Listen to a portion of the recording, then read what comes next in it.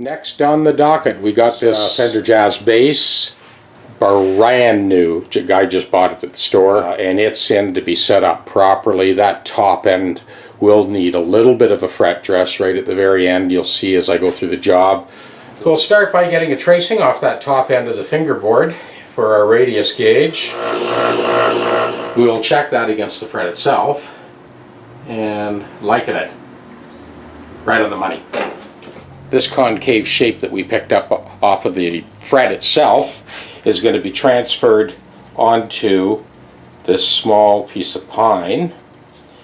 We're really after a convex shape that goes underneath the strings to give us a more accurate read. And there you have it, a self-adjusting radius gauge that'll adjust to whatever action the guy wants. The reason that you always have an issue at that neck to body junction, when you think about it, the neck from here up, it's been carved away. That whole length of the neck is very flexible.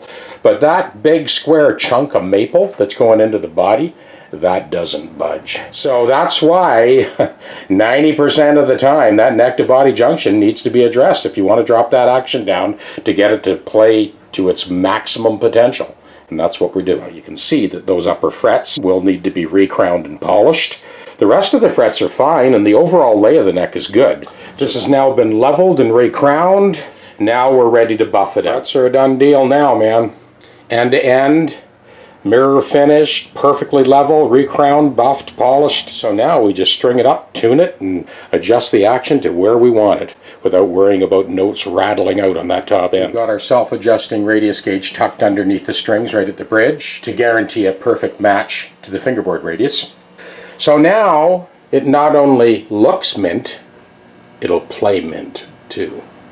If you look closely at the bridge of this, you'll see that the middle two strings are not touching. We just drop those down until they just barely kiss that radius wooden piece, and we're golden. Radius now is a guaranteed match to the fingerboard. The machining on these grub screws is it's a little loose. So we're going to give it a little bit of help. This medium strength Loctite will still allow you to be able to adjust up and down. It just won't move as much with the vibration of the string. You can see how loose those screws are as I turn them in. This will firm them right up. I find with bass, those lower vibrations, they tend to really loosen these saddles. The action will drop down with the vibration of the string. So this will just kind of keep it in place. Once it's set up, it'll stay there. All right, this is the wrap up for the Jazz Bass. We've got a radius gauge is done. We've got a perfect saddle to fingerboard radius match. Intonation is perfect. The lay of the neck now is beautiful. We've dropped those strings right down. This thing just plays like butter. Anyway, she's a done deal. Over and out.